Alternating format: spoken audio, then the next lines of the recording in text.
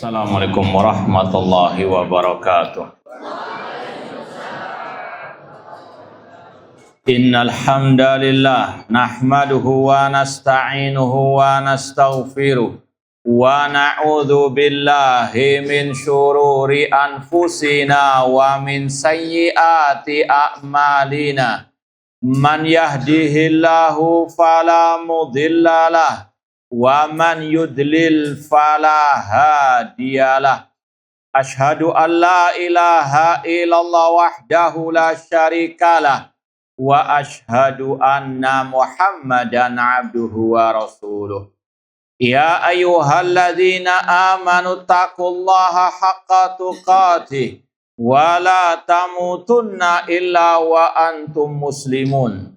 Ya ayyuhan nasu taqu rabbakumul ladzi khalaqakum min nafsin wahidah wa khalaqa minha zawjaha wa batha minhuma rijalan katsiran wa nisaa'a wattaqullaha alladzi tasaaluna bihi wal arham innallaha kana 'alaikum raqibah. Ya ayyuhalladzina amanu taqullaha wa qulu qawlan sadida yuslih lakum a'malakum wa yaghfir lakum dhunubakum wa may yuti'illaha wa rasulahu faqad faza fawzan 'azima.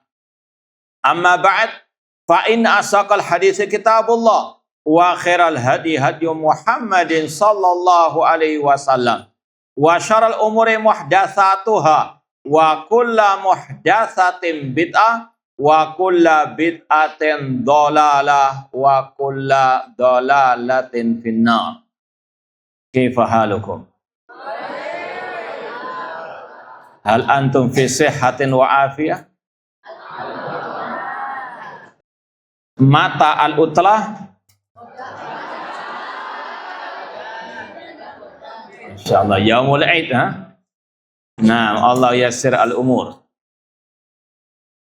Baik, ikhwani fillah wa akhwati rahimani wa rahimakumullah. Alhamdulillah, segala puji bagi Allah Subhanahu wa taala yang mempertemukan kita kembali dalam kajian Al-Mandhumah Ar-Ra'iyah fi As-Sunnah oleh Al-Imam Az-Zanjani Asy-Syafi'i yang wafat tahun 471 Hijriah rahimahullahu ta'ala. Semoga Allah Subhanahu wa ta'ala senantiasa memberikan kepada kita keistiqomahan dalam belajar akidah salaf dan berpegang teguh dengannya sampai akhir hayat kita nanti. Ikhwani fillah wa akhwati rahimani wa rahimakumullah.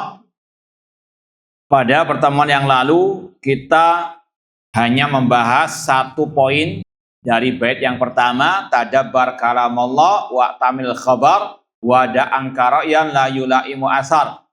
Renungkanlah, tadaburilah Al-Quran, kalamullah, dan pegang erat al-khabar, sunnah Rasul, dan tinggalkanlah akal pikiran, logika yang tidak sesuai dengan asar ataupun ajaran Rasul, para sahabat Rasul sallallahu alaihi wasallam. Bait-bait setelahnya ini sebetulnya secara global masih berkaitan dengan masdar talaqqi inda ahlussunnah wal jamaah. Ya, sekali lagi, bait pertama sampai ke 9 intinya satu, yaitu tentang masdar talaqqi inda ahlussunnah wal jamaah. Referensi ahlussunnah dalam beragama, khususnya dalam bab akidah. Sekali lagi, poin intinya 1 sampai 9 ini kurang lebih sama masdar talaqqi inda ahlussunnah wal jamaah. Baik. Kita lanjutkan bait yang kedua, wa nahjul huda falzamhu waqtadi bil ula hum syahidut tanzila allaka tanjabir. Dan jalan petunjuk falzamhu, pegang erat, waqtadi bil ula, dan teladanilah, ikutilah orang-orang yang syahidut tanzil, menyaksikan turunnya Al-Quran, yaitu yang dimaksud para sahabat Nabi SAW. Allaka tanjabir, agar kalian selamat. Anak ulangi terjemahannya, dan jalan petunjuk pegang erat dia, teladanilah, ikutilah orang-orang yang hum syahidut tanzil, yang menyaksikan turunnya Al-Quran, yaitu para sahabat. Allaka tanjabir, itu sebetulnya la'allaka. Ini dalam bait syair demikian, kadang diputus satu huruf ya untuk menyesuaikan dengan ya kaidah-kaidahnya. Allaka tanjabir, agar kalian selamat. Ikhwani fillah wa akhwati rahimani wa rahimakumullah. Poin yang kedua, ya sekali lagi sudah kita sampaikan metode kita dalam mempelajari bait-bait Al-Mandhumah Ar-Ra'iyah fi Sunnah ini. Kita terjemahkan dulu, kita sebutkan makna globalnya, kita sampaikan dalil-dalilnya, dan kita ambil beberapa faedah darinya. Adapun secara global, yaitu tadi sama, poin 1 sampai 9, poin globalnya masdar talaqi inda ahlussunnah wal jamaah.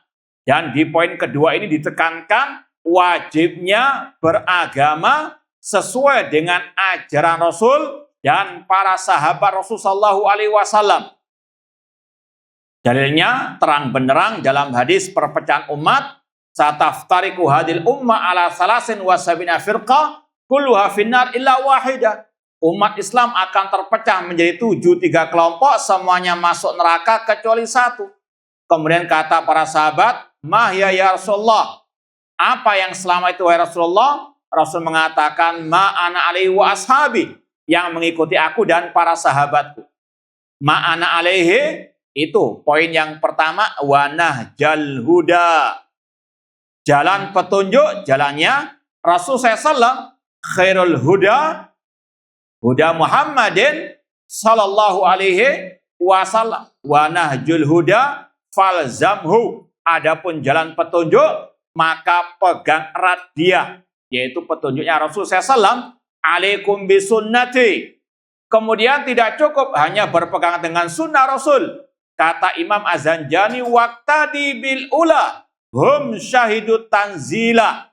Dan ikutilah orang-orang yang telah menyaksikan turunnya Al-Quran, yaitu para sahabat Rasul sallallahu alaihi wasallam. Ma ana alaihi wa ashabi alaikum bisunnati wa sunnatil khulafa ar-rasyidin.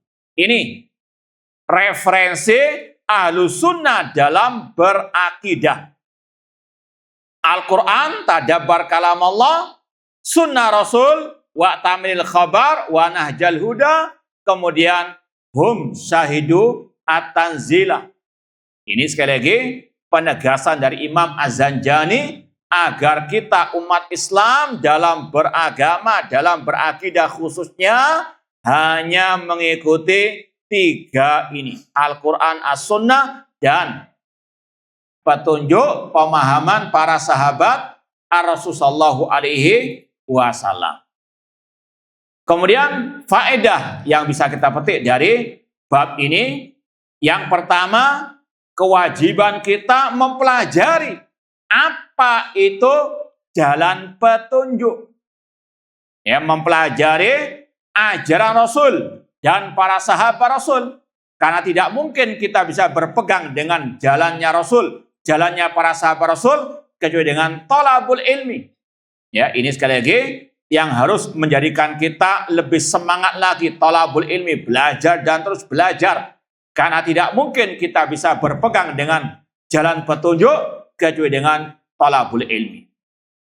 Kemudian di antara faedah yang berikutnya tadi, kewajiban berpegang teguh dengan ajaran Rasul dan para sahabat Rasul sallallahu alaihi wasallam. Kewajiban berpegang teguh dengan ajaran Rasul dan para sahabat Rasul sallallahu. Kemudian pelajaran yang ketiga, para sahabat adalah orang yang paling paham tentang agama Islam. Para sahabat adalah orang yang paling paham tentang agama Islam. Mereka yang langsung menyaksikan turunnya Al-Quran. Mereka yang langsung belajar Al-Quran dari Rasulullah Shallallahu Alaihi Wasallam. Makanya ada ungkapan as-salaf a'lam wa ahkam wa aslam. Salaf, yaitu diantaranya para sahabat, mereka adalah orang yang paling paham agama Islam, yang paling bijak, dan yang paling selamat. As-salaf a'lam wa ahkam wa aslam. Makanya Abdullah bin Abbas radhiyallahu anhuma, sering kita sampaikan juga, ketika diutus oleh Al-Khalifah Rasyid Ali bin Abi Thalib untuk berdialog dengan kelompok Khawarij, mbahnya teroris, ya, kata Abdullah bin Abbas, "Ji'tukum min indi ashabi Rasulullah sallallahu. Aku datang kepada kalian sebagai utusan para sahabat Rasul. Minal muhajirin wal ansar, dari kalangan muhajir dan kalangan al-ansar, dan dari sepupunya Rasul yaitu Ali bin Abi Thalib, alladzina nazal Qur'anu alaihim, yang Al-Quran turun kepada mereka, wahum a'lam bi tafsirihi minkum, dan mereka lebih paham tentang tafsir Al-Quran dibandingkan kalian." Ini Abdullah bin Abbas ingin menegakkan hujjah atas kelompok Khawarij, bahwasanya mereka itu sesat. Kenapa? Karena menyimpang dari ajaran para sahabat Rasulullah Shallallahu Alaihi Wasallam. Ma'asal muslimin ikhwani fillah wa akhwati rahimani wa rahimakumullah. Kemudian faedah yang berikutnya, yang keberapa? 4, terserah 4 atau 5. Yang keempat atau 5, faedah dari ungkapan beliau ini, bahwasanya jalan keselamatan hanya satu, ma'ana alaihi wa ashabi, la'allaka tanjabir, allaka tanjabir, agar engkau selamat. Jalan keselamatan hanya dengan mengikuti ajaran Rasul dan para sahabat Rasul sallallahu alaihi wasallam. Paham dong? Baik, kita lanjutkan poin bait yang ketiga. Wa kun muqinan anna wa kullu mukallafin umirna biqafwil haqqi wal akhdhi bil hadar. Dan jadilah engkau seorang yang yakin, muqinan. Ini sekali lagi masalah keyakinan. Jadilah engkau orang yang yakin bahwa kita semuanya, dan yang diberikan taklif, beban kewajiban, di sini semuanya sudah balik kan? Nah, ini khitabnya kepada kita semuanya. Bahwasanya kata Imam Az-Zanjani, wa kun muqinan anna wa kullu mukallafin, dan jadilah engkau orang yang yakin bahwasanya kita semuanya, orang-orang yang mukallafin, umirna, kita diperintah. Siapa yang memerintah? Allah dan Rasulnya. Umirna biqafwil haq, untuk mengikuti kebenaran. Qafwil haq artinya ittiba'ul haq. Wala takfu ma laysa laka bi'ilmun, wala takfu. Al-qafu artinya ittiba. Kita diperintahkan untuk mengikuti kebenaran. Apa itu kebenaran? Yaitu tadi, ikutilah kebenaran, artinya ikutilah Al-Quran, As-Sunnah, dan pemahaman para as-sahabah. Kita diperintah semuanya untuk mengikuti kebenaran dan untuk kita meninggalkan segala hal yang menyimpang darinya. Wal akhdi bil hadar, dan untuk kita berhati-hati. Ya, berhati-hati di sini maksudnya untuk kita berhati-hati menyelisihi kebenaran. Taib, ikhwani fillah wa akhwati rahimani wa rahimakumullah. Makna global dari poin ketiga sekali lagi sama. Untuk kita beragama ini hanya mengikuti qala Allah, qala Rasul, wa qala sahabat. Ini perintah Allah untuk kita mengikuti al-haq, dan al-haq hanyalah yang sesuai dengan Al-Quran dan Sunnah dengan pemahaman para as-salaf. Adapun dalil ya tentang hal ini seperti yang Allah firmankan dalam surat Al-A'raf ayat ketiga, ittabi'u ma unzila ilaikum mir rabbikum. Ikutilah apa yang diturunkan kepada kalian dari Rabb kalian. Wala tattabi'u min dunihi auliya, dan janganlah mengikuti selain Al-Quran dan As-Sunnah tersebut.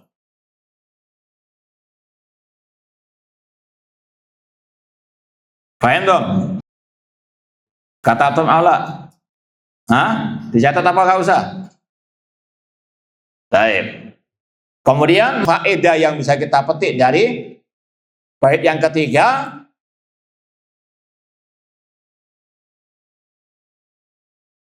perintah untuk mengikuti kebenaran. Perintah untuk mengikuti kebenaran.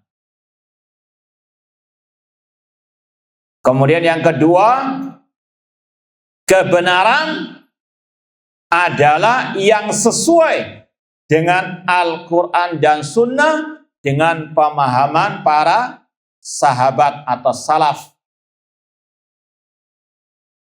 Kebenaran hanyalah yang sesuai dengan Al-Quran dan Sunnah dengan pemahaman as-salaf. Yang ketiga, larangan dari menyelisihi kebenaran Al-Quran, As-Sunnah, dan pemahaman salaf. Larangan mengikuti selain Al-Quran dan Sunnah dan pemahaman salaf. Atau larangan menyimpang dari kebenaran, yaitu kebenaran tadi yang sesuai dengan Al-Quran dan Sunnah dengan pemahaman para as-salaf. Ma'asal muslimin ikhwani fillah wa akhwati rahimani wa rahimakumullah. Ini adalah prinsip manhaj Ahlus Sunnah. Ya, sekali lagi kita mau tegaskan sekali lagi, setiap kita harus yakin tadi kun mukinan. Jangan pernah ada keraguan sama sekali. Yang namanya kebenaran itu yang sesuai dengan Al-Quran, As-Sunnah dengan pemahaman salaf. Semua ucapan manusia, semua pendapat manusia, kalau menyimpang dari tadi referensi Ahlus Sunnah tadi, pasti salah. Famada ba'dal haqqi illa ad-dhalal. Yang menyelisih kebenaran pasti kesesatan. Entah itu yang mengucapkannya seorang imam, seorang ulama, seorang ustadz, kiai, profesor, doktor misalnya. Kalau itu ucapannya menyelisih Al-Quran dan Sunnah, pasti salah. Ya, sekali lagi ini harus apa? Kun mukinan. Yang namanya kebenaran hanya yang sesuai dengan Al-Quran, As-Sunnah, dan pemahaman para as-salaf. Ya, maka timbang semua ucapan manusia dengan qala Allah wa qala Rasul, ya, wa qala as-sahabah. Kemudian tadi kata Imam Az-Zanjani wal akhdhi bil hadar. Sudah ditulis. Di antara faedahnya larangan menyelisih apa? Kebenaran tadi. Ini sesuai dengan sabda Rasul. Alaikum bisunnati wa sunnatil khulafa rasyidin. Kemudian kata Rasul wa iyyakum wa muhdatsati al-umur. Tidak cukup berpegang teguh dengan sunnah Rasul, harus meninggalkan kebid'ahan.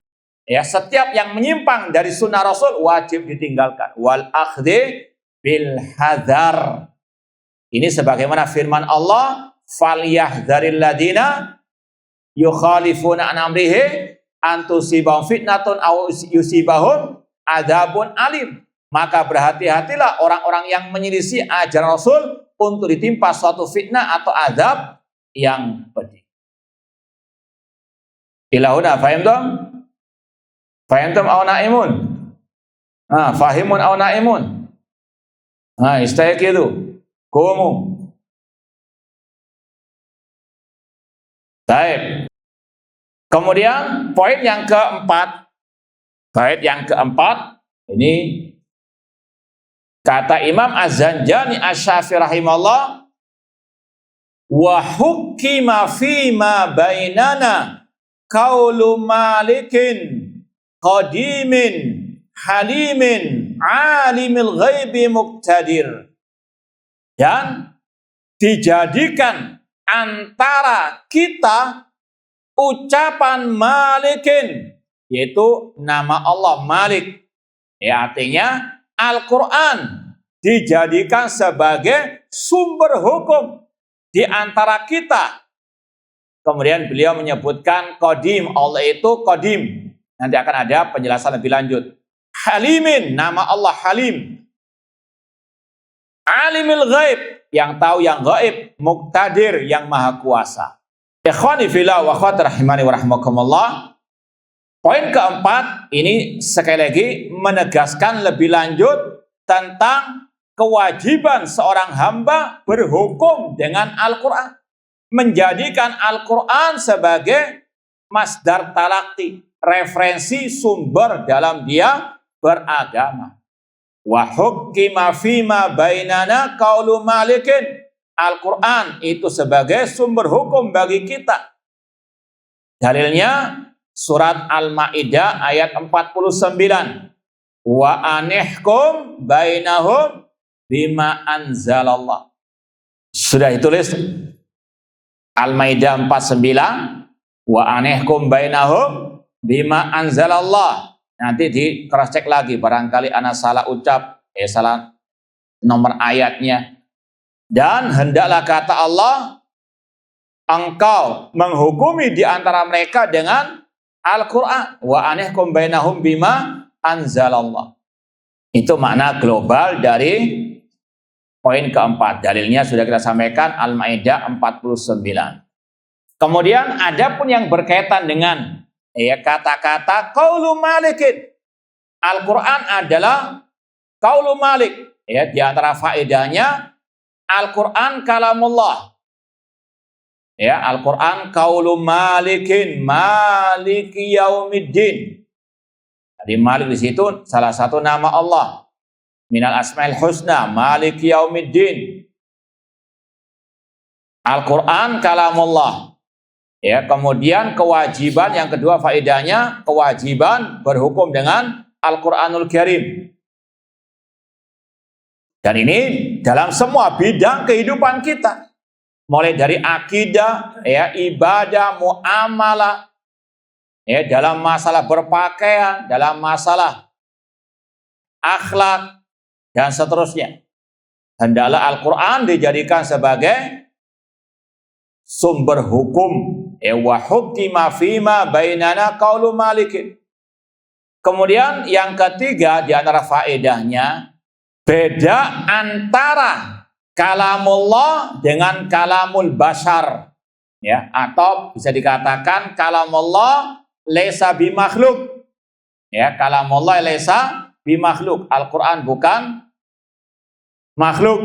Makanya ditegaskan di sini, dan berhukumlah dengan qaulu malik, yaitu firman Allah. Wa hukima fima bainana qaulu malikin. Qaulu malik ay qaulullah. Adapun dalil Al-Quran kalamullah sangat banyak. Di antaranya surat Taubah ayat ke-6, wa in ahadun minal musyrikin astajaraka fa'ajiru hatta yasma'a kalamullah. Kemudian ma'asal muslimin ikhwani fillah wa akhwati rahimani wa rahmakumullah. Imam Az-Zanjani di sini menyebut beberapa nama Allah. Kalau mau dikatakan faedahnya, penetapan nama Allah Malik, Halim, Alimil Ghaib, Muqtadir. Penetapan nama-nama Allah. Allah punya nama Malik, Malik Yaumiddin. Allah punya nama Halim. Seperti yang Allah firmankan dalam surat Fatir ayat 41, innahu kana haliman ghafura. Sesungguhnya Allah maha halim. Halim itu tidak segera mengazab hamba-hambanya yang kafir, yang musyrik, ataupun yang berdosa. Itu makna halim. Allah halim. Allah Yumhil wala yuhmil. Allah memberikan tenggang waktu kepada orang-orang yang berdosa untuk bertobat. Tidak segera Allah azab. Ya, demikian pula dengan orang kafir, orang musyrik. Itu makna daripada Allah Halim. Innahu kana haliman ghafura. Alimul ghaib. Ini dalilnya surat Al-Jin, ayat-ayat yang terakhir. Alimul ghaibi fala yudhiru ala ghaibi ahadan illa man irtada min rasul. Adapun dalil nama Allah Muqtadir, surat Al-Qamar 55. Fi maq'adi sidqin inda malikin muqtadir.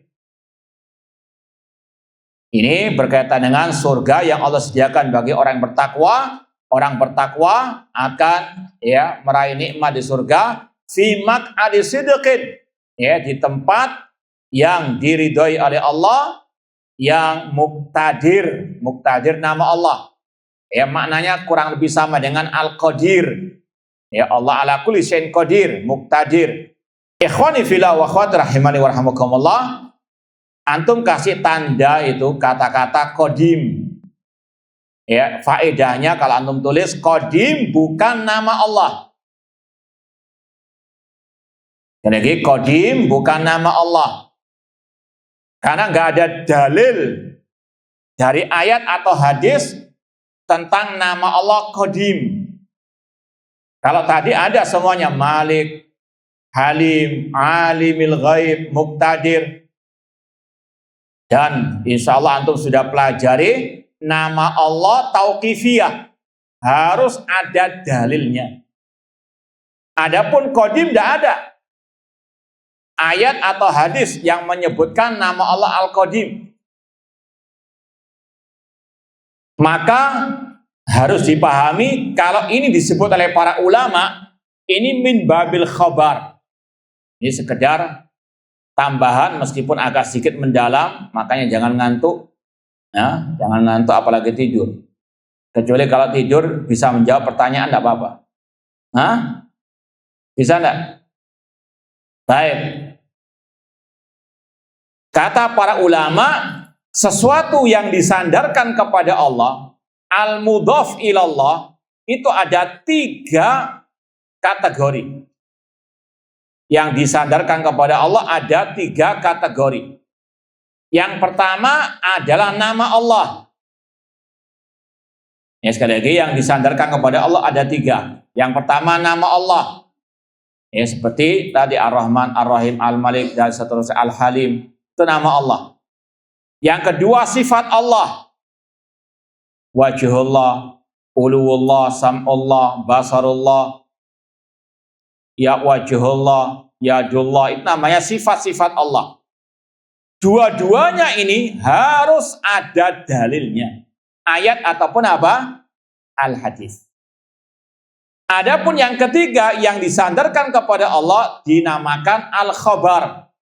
Min babil khabar, mengabarkan tentang Allah. Min babil khabar anillah. Bagian daripada mengkabarkan tentang Allah. Seperti mengatakan Allah maujud. Coba sebutkan ayat atau hadis ada kata-kata maujud. Tidak ada. Tapi membabil khabar. Dan syaratnya tidak ada celah. Tidak ada kekurangan dalam kabar tersebut yang berkaitan dengan Allah. Allah sani'. Apa arti sani'? Sana'a yasna'u sani'un. Allah yang membuat alam semesta. Tidak ada masalah. Cuma lebih utama kalau ada yang lebih sesuai dengan nas, lebih ahsan. Tapi tidak ada masalah mengabarkan. Nah, di sini juga sama, Allah qadim. Makna qadim secara bahasa yang lalu. Yang pertama, yang lama. Paham? At-talib al-qadim. Apa artinya? Santri yang kalau bahasa Surabaya kawaan. Apa lagi namanya? Yang lama, yang sudah lama, bukan al-jadid. Paham? Itu namanya al-qadim. Itu kata para ulama bukan nama Allah, bukan sifat Allah. tapi min babil khabar. Mengabarkan Allah itu sudah ada sejak dahulu kala. Tapi yang lebih tepat menggantinya dengan al-awwalu. Huwal awwalu wal akhiru. Paham dong? Anak tanya, kelas 7 mana? Taib, tanpa nyontek, tutup bukunya, kelas 7. Kita tanya, ada 2 pertanyaan. Siapa yang siap menjawab? Taib, ada 2 pertanyaan. Yang pertama, sebutkan ada berapa yang disandarkan kepada Allah? Apa saja?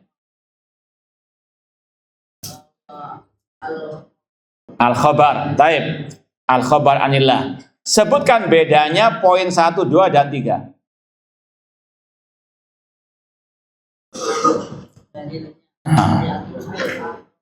Iya. Ketiga, al-khabar anillah. Nah, tinggal bedanya. 1, 2 harus ada dalilnya. Yang ketiga berarti? Ya, tidak harus ada dalilnya. Cukup. Baik. Jazakallah khair. Baik, yang penting bangun. Ahsantum, jazakumullah khair. Hakada. Ya, istami'u wa ifhamu jayidan. Ma'asal muslimin ikhwani fillah wa akhwati rahimani wa rahimakumullah. Kemudian lanjut poin yang kelima, masih ada kaitan dengan yang keempat. Kata Imam Az-Zanjani rahimahullah, sami'in basirin wahidin mutakallimin muridin lima yajri alal khalqi min qadar. Allah namanya Sami', Basir, yang maha mendengar, maha melihat. Dalilnya surat Asy-Syura ayat ke-11. Laisa kamitsli syai' wa huwas sami'u al-basir. Ya, as-sami' al-basir. Wahidin, ini juga nama Allah. Ini juga nama Allah. Dalilnya surat Al-Baqarah 163. Wa ilahukum ilahun wahidun. Maknanya sama dengan qul huwallahu ahad. Allah Maha Esa, Esa dalam rububiyahnya, uluhiyahnya, dan asma wa sifat. Sami', basir, wahid itu minal asmail husna. Adapun mutakallimin, Allah itu berbicara, muridin yang berkehendak. Dua-duanya itu sifat Allah. Allah yatakallam. Ya, dalilnya wa kallamallahu Musa taklima. Paham dong? Ya, sifat Allah al-kalam. Surat An-Nisa 164. Wa kallamallahu Musa taklima. Allah murid menghendaki, innama amruhu idza arada syai'an an yaqula lahu kun fayakun. Arada yuridullahu bikumul yusra. Surat Al-Baqarah 185. Ya, ini sifat Allah. Allah yatakallam, Allah yurid. Mutakallimin, muridin. Bedanya ya, kalau Sami, Basir, Wahid nama Allah. Redaksinya jelas, wa huwas Sami al-Basir. Ya, sedangkan mutakallim itu diambil dari sifat apa? Wa kallamallahu Musa taklima. Gak ada ayat kata-kata Allah mutakallim. Sebagaimana Allah as-sami, kan ada as-sami al-basir. Ya, tak mutakallim diambil dari kata apa? Kalam Allah. Itu menunjukkan sekali lagi, mutakallim itu adalah sifat Allah, yaitu menunjukkan sifat al-kalam. Nah, kemudian lima yajri al-khalqi min qadar. Allah yang menghendaki terjadinya segala takdir atas makhluknya. Poin kelima ini hanya menegaskan tentang tadi qaulu malikin, tentang sifat Allah. Qaulu malikin, Allah sekali lagi namanya banyak, namun zatnya satu, Allahu ahad, dan kalamullah ghairu makhluk. Faedahnya kurang lebih sama dengan tadi, cuma ada tambahan penetapan nama-nama Allah Sami, Basir, dan Wahid. Kemudian yang kedua faedahnya penetapan sifat kalam dan sifat iradah, kehendak bagi Allah. Kemudian faedah berikutnya, wajib meyakini semua terjadi dengan takdir Allah dan kehendak Allah. Yajri alal khalqi min qadar. Semua kejadian yang terjadi itu dengan kehendak Allah. Faham dong? Ilawana, faham dong? Kemudian poin ke-6, bait yang ke-6, kata Imam Az-Zanjani Asy-Syafi'i rahimahullah, wa qaulu rasulin qad tahaqqaqa sidquhu. Dan sabda Rasul yang telah jelas kebenarannya, bima ja'ahu min mu'jizin qahirin dhahar, yang membawa mukjizat yang qahir, yang menguasai, yang nampak jelas. Kata para ulama, kata-kata wa qaulu rasulin ini atof kepada wa hukima fima bainana qaulu malikin. Qaulu rasulin itu atof. Apa arti atof itu? Sudah belajar nahwu belum? Hah? Ya, kalau bisa dikatakan gandengan dari bait keempat tentang wajibnya berhukum dengan hukum Allah, dengan Al-Quran dan sabda Rasul. Kalau mau digandeng ya, wa hukima fima bainana qaulu malikin wa qaulu rasulin. Jadi bait ke-6 itu masih sambungan dengan bait ke-4 kalau mau disambung tadi.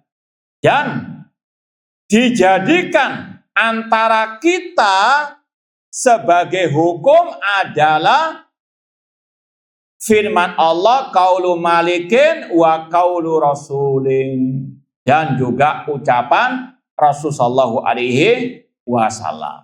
Ya, sekali lagi ini penekanan, penegasan, penguatan, pengokohan dari Imam Az-Zanjani tentang sumber hukum Islam, umat Islam adalah Al-Quran dan Sunnah. Sekali lagi ini agar umat tidak terpecah belah, agar umat tidak tersesat, agar umat tidak binasa, wajib kembali kepada sumber hukumnya yang asli, Al-Quran dan Sunnah, tentunya dengan pemahaman para as-salaf. Adapun dalil tentang hal ini sama dengan poin yang sebelumnya tentang wajibnya ittiba kepada Rasul. Wa ma atakumur rasulu fakhudhu. Apa yang diajarkan Rasul maka apa? Ambillah. Ya ayyuhalladzina amanu ati Allah wa ati'u ar-rasul wa ulil amri minkum. Ya, wajibnya berhukum dengan Al-Quran dan Sunnah, wajibnya taat kepada aturan hukum Allah dan Rasulnya sallallahu alaihi wasallam. Adapun faedah dari poin ke-6, bait ke-6 yang pertama, wajibnya berhukum dengan hukum Rasul.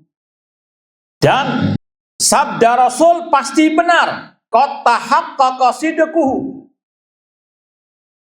Wajib diyakini sabda Rasul pasti benar, qad tahaqqaqa sidquhu.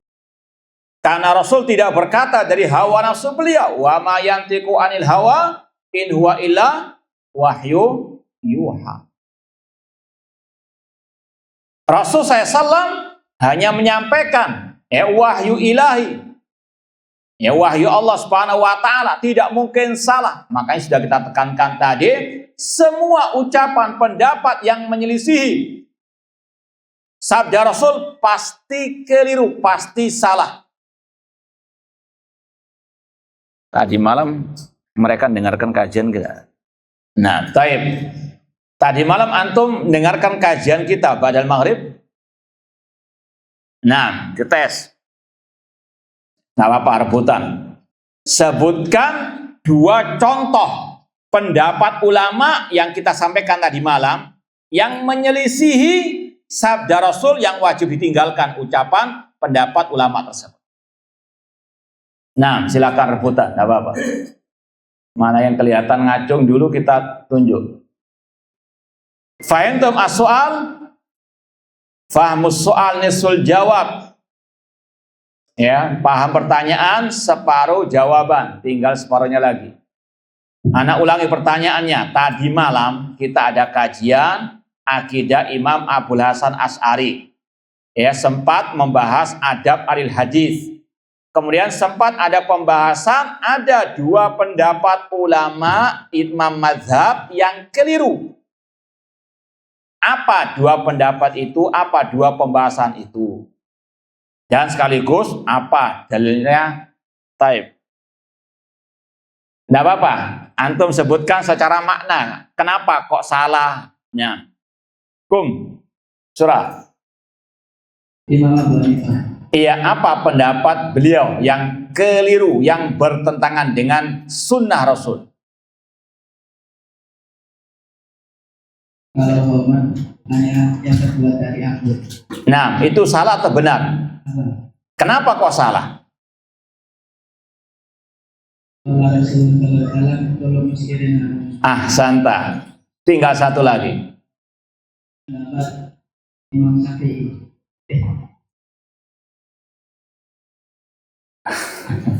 Pendapat juga sama, Imam Abu Hanifah juga. Iya. Pembatasan khomer pada sama aja. Yang kedua apa? Bolehnya nikah tanpa wali. Taib. Salah atau benar itu? Salah. Kenapa kok salah? Allah Rasulullah dan nikah. Ahsanta, jazakallah khair, barakallahu fiik. Taib. Nah, itu berarti ngajinya nggak sampai merem. Nah, betul-betul yasma' wa yastami'. Jazakumullah khairan wa barakallahu fikum jami'an. Taib. Kemudian faedah yang berikutnya, ikhwani fillah wa akhwati rahimani wa rahimakumullah, bahwasanya Rasul sallallahu alaihi wasallam ya Allah berikan mukjizat, ya di antaranya ya Al-Qur'anu Al-Karim bima ja'ahu min mu'jizin. Ya, Rasul datang membawa mukjizat, yaitu di antaranya Al-Qur'anu Al-Karim. Baik, cukup sampai di situ. Poin yang ke-6.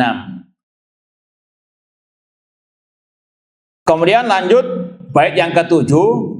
Faqila lana ruddu ilallahi amrakum idza ma tanaza'tum litanjua minal gharar.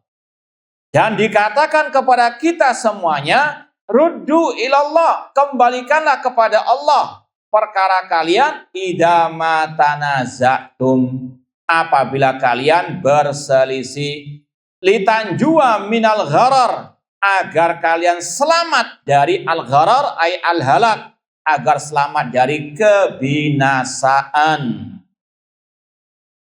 Insya Allah sudah terbayang makna bait ke-7 ini. Masih sama dengan tadi, cuma penekanannya kalau ada perselisihan. Misalnya ada profesor doktor mengatakan boleh mengkritik pemimpin di medsos. Siapa yang mengatakan demikian? Misalnya profesor doktor. Kemudian ada anak lulusan Al-Kautsar mengatakan itu haram, nggak boleh mengkritik pemimpin di hadapan umum. Maka yang benar yang mana?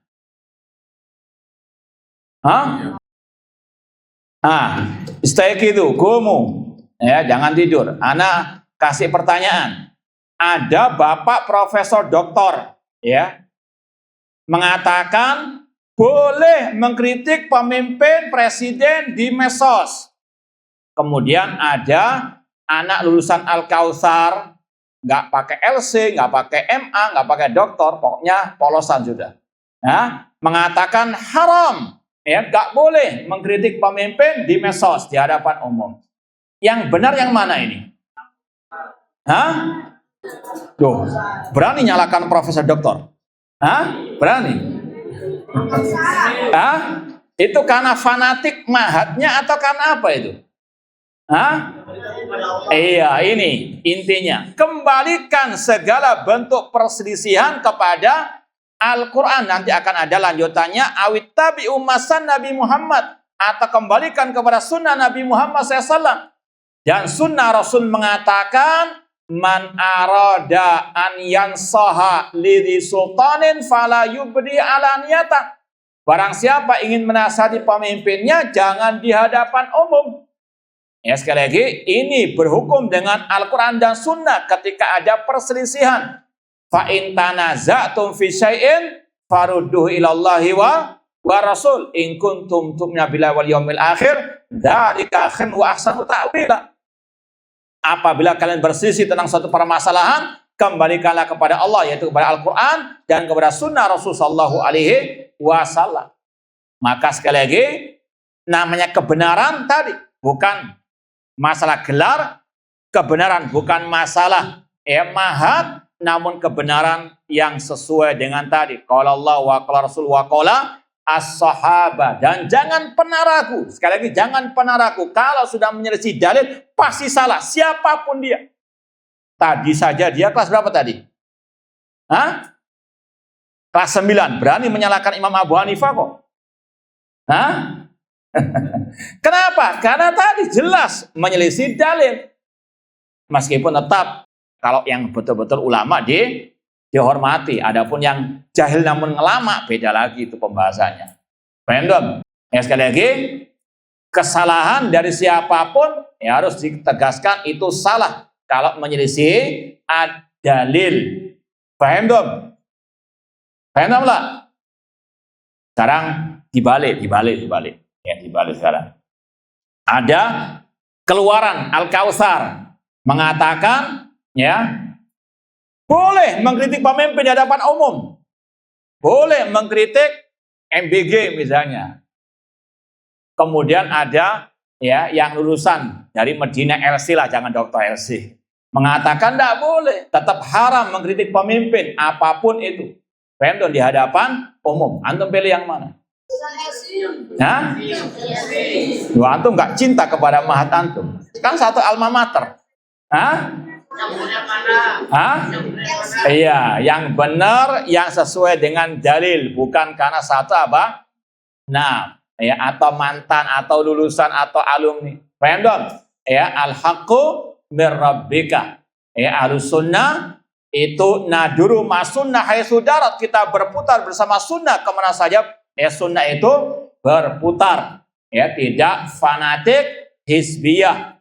Nah, ala kullin, ini salah satu yang ditekankan oleh Imam Az-Zanjani di poin yang ke-7 ini. Ikhwani fillah wa akhwat rahimani wa rahimakumullah, faedahnya kurang lebih sama dengan tadi. Yang pertama, wajibnya berpegang teguh dengan Al-Quran, terutama ketika ada perselisihan. Secara asal wajib kembali kepada Al-Quran dan Sunnah. Ditekankan lagi apabila terjadi perselisihan. Secara umum saja wajib berpegang teguh dengan Al-Quran dan Sunnah, apalagi kalau ada khilaf perselisihan. Dan ini mirip dengan yang disampaikan oleh Syekh Muhammad bin Jamil Zainu rahimahullah dalam kitab Minhaj al-Firqatin Najiyah. Antum sudah khatam bukan kitab itu? Hah? Siapa yang sudah khatam kitab Minhaj Firqatin Najiyah? Angkat tangan. Dulu pernah kita mengajarkan lewat Zoom Minhaj Firqatin Najiyah. Atau antum masih belum lahir masih ya? Baik. Ada yang pernah khatam atau baca sendirilah sudah? Ada enggak? Kitab Minhaj Firqatin Najiyah Syekh Muhammad bin Jamil Zainu rahimahullah. Tidak ada. Baik, itu beliau juga sama ya, menyampaikan di antara metode kelompok yang selamat, yang pertama al-firqatun najiyah taltazimu minhajar rasul wa sahabatahu wa huwal Qur'an wa sunnah. Kemudian poin berikutnya beliau mengatakan al-firqatun najiyah ta'udu ila kalamillah wa kalami Rasulullah sallallahu hina tanazu' wal ikhtilaf. Sekali lagi, secara asal wajib berpegang teguh dengan Al-Quran dan Sunnah. Apalagi kalau ada khilaf perselisihan di antara manusia, maka kembalikan kepada Al-Quran dan As-Sunnah. Kemudian poin berikutnya atau faedah berikutnya, khilaf perselisihan pasti terjadi di antara kaum muslimin. Sebagaimana kata Rasul, fa inna man yasminkum fasar ikhtilafan katsira. Barang siapa yang hidup setelahku nanti, dia akan melihat perselisihan, perpecahan, perbedaan yang banyak. Apa solusinya? Alaikum bisunnati wa sunnatil khulafa ar-rasyidin. Kemudian faedah berikutnya dari ucapan Imam Az-Zanjani di sini, mengembalikan perselisihan kepada Allah alias Al-Quran itu jalan keselamatan. Ditanju minal gharar, agar kalian selamat dari al-gharar ay al-halak. Mengembalikan perselisihan kepada Al-Quran itu jalan keselamatan. Ditanju minal gharar. Nah, kemudian bait yang ke-8 ini kita tuntaskan insyaallah sampai ke-9. Awit tabi'u ma sanna fihi Muhammadun, atau ikuti apa yang diajarkan oleh Muhammad sallallahu alaihi wasallam. Ini sama dengan tadi, atof kepada faqila lana ruddu ilallah awit tabi'u ma sanna fi Muhammadun, atau ikuti apa yang disunnahkan diajarkan oleh Nabi Muhammad SAW fihi ay fima tanazatu, dalam perselisihan kalian. Fata'atuhu turdilladzi anzala zubur, dan mentaati beliau yaitu mentaati Rasul itu akan membuat ridho Allah yang menurunkan az-zubur ay al-kitab Al-Quran. Dalilnya sama dengan poin ke-7 atau bait yang ke-7 An-Nisa ayat berapa tadi? 59. Fa in tanaza'tum fi syai'in farudduhu ilallahi wa rasul. Adapun faedah dari poin ke-8 ini, wajibnya ittiba sunnah Rasul. Awit tabi'u masanna fihi Muhammad. Terlebih lagi kalau ada perselisihan di antara umat. Baik, ikhwani fillah wa akhwati rahimani wa rahimakumullah. Kemudian faedah yang berikutnya, taat kepada Rasul membuahkan ridho Allah. Taat kepada Rasul membuahkan ridho Allah. Kemudian faedah yang berikutnya, Al-Quran kalamullah. Dari mana kita bisa ambil faedah itu? Alladzi anzala zubur, karena Allah yang menurunkan Al-Quran tersebut. Allamal Quran. Al-Quran kalamullah, bukan makhluk. Kemudian yang berikutnya, faedah berikutnya, Allah fis sama.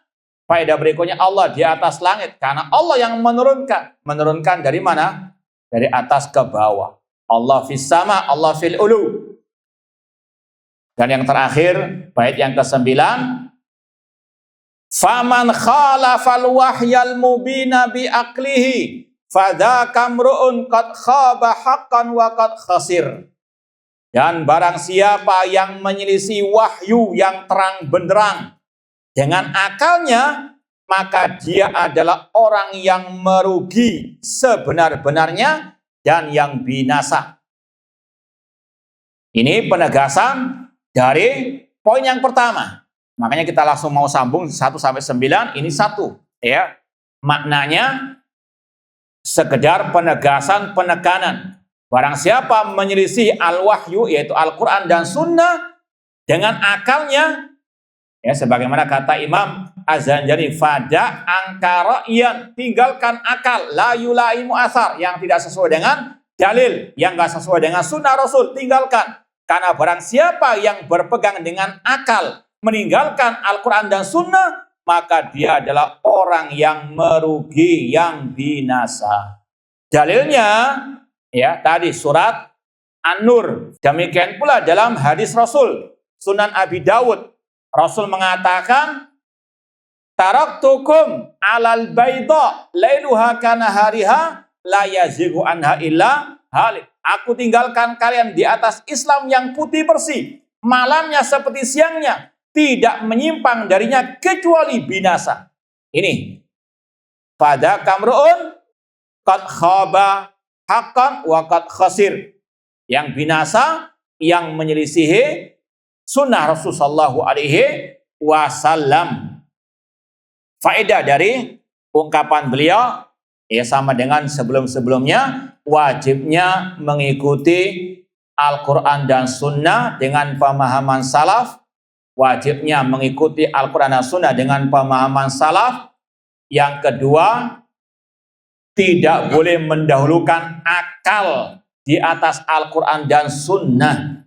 Kemudian poin yang terakhir, ancaman bagi yang mendahulukan akal daripada Al-Quran dan As-Sunnah.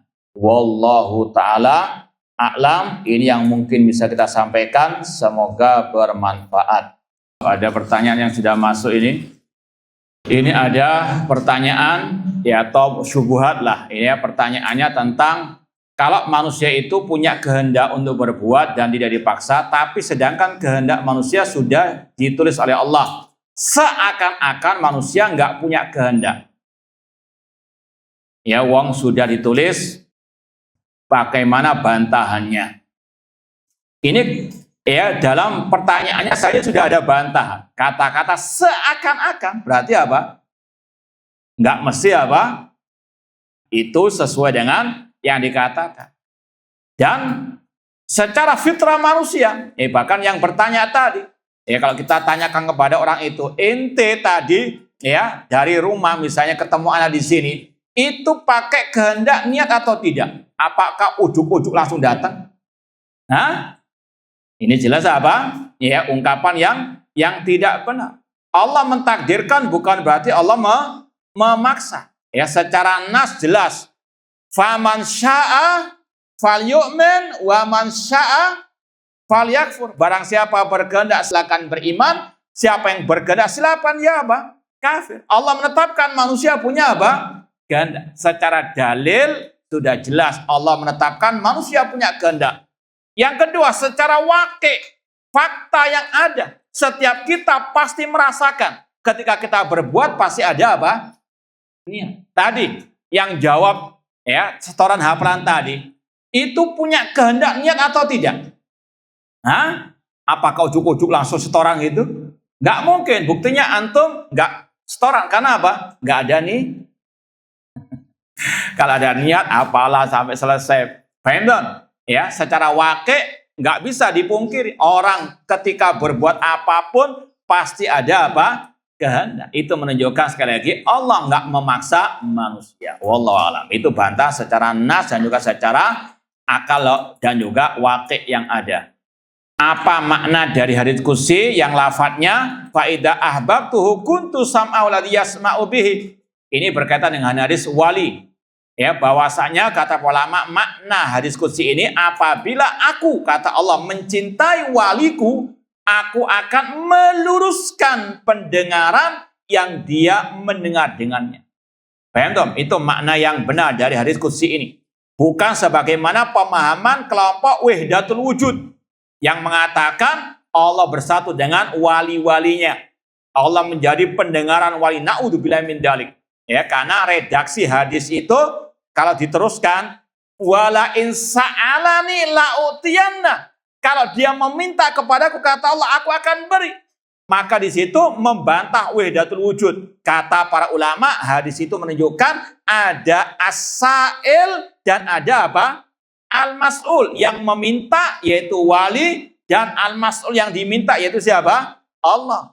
Tidak ada kata-kata wahdatul wujud. Paham dong? Maka terjemahan yang benar, makna yang benar, maka kalau aku mencintai wali tersebut, kata Allah, aku akan meluruskan pendengaran yang dia mendengar dengan pendengarannya tersebut. Nah, dan ini yang sudah pernah kita bahas dulu pada kajian kitab Al-Qawaidul Muslah oleh Syekh Muhammad bin Shalih Al-Utsaimin rahimahullah ta'ala. Bagaimana cara seseorang bertobat dari istihza terhadap agama, entah yang sudah dikafirkan ataupun yang belum. Ya, kalau sudah jelas dia keluar murtad dari Islam, yaitu mengulang 2 kalimat apa? Asy-syahadah. Wallahu ta'ala alam. Ini yang mungkin bisa kita sampaikan, kurang lebihnya mohon maaf. Wa jazakumullahu khairan. Aqulu qouli hadza wa akhiru da'wana anil hamdulillahi rabbil alamin. Wassalamualaikum warahmatullahi wabarakatuh.